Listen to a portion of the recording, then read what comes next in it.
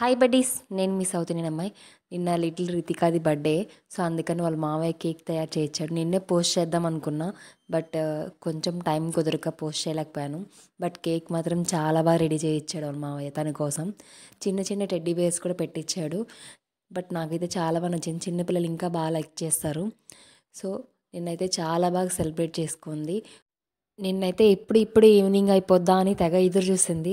So ఆ time అయితే వచ్చేసి కేక్ కూడా కట్ చేసింది. మార్నింగ్ నుంచి పాపం ఎదురు చూసింది. వాళ్ళ మావయ్య తన కోసం బెంగళూరు నుంచి వచ్చాడు.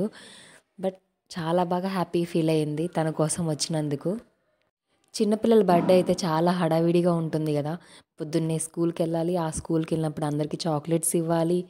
బట్ చాలా హ్యాపీగా ఫీల్ అవుతారు. వాళ్ళకి చిన్న కేక్ తీసుకొచ్చినా చాలు, చాలా అంటే చాలా హ్యాపీ ఫీల్ అవుతారు.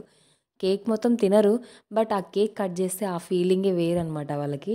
సో చూడండి, చిన్న చిన్న టెడ్డీ బేర్స్ లాగా తయారు చేసి పెట్టిస్తున్నారు. బట్ నిన్నైతే చాక్లెట్స్ తీసుకెళ్ళి అందరికీ ఇచ్చి తన బర్త్డే అని చెప్పి తను చాలా హ్యాపీగా ఫీల్ అయింది. అందులో వాళ్ళ మావయ్య తన కోసం బెంగళూరు నుంచి రాగానే ఇంకా హ్యాపీగా ఫీల్ అయిపోయింది. బట్ ఈ చిన్న చిన్న మూమెంట్స్ చాలు కదా వాళ్ళు హ్యాపీగా ఫీల్ అవ్వడానికి.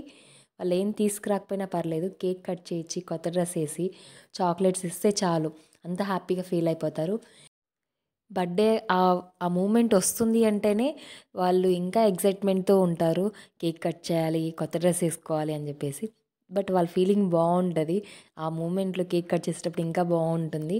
సో మొత్తానికైతే belated many more happy returns of the day Ritika. So cake అయితే రెడీ అయిపోయింది. సో మొత్తానికి కేక్ కట్ చేసి హ్యాపీగా ఫీల్ అయిపోయింది. Okay friends, bye, take care.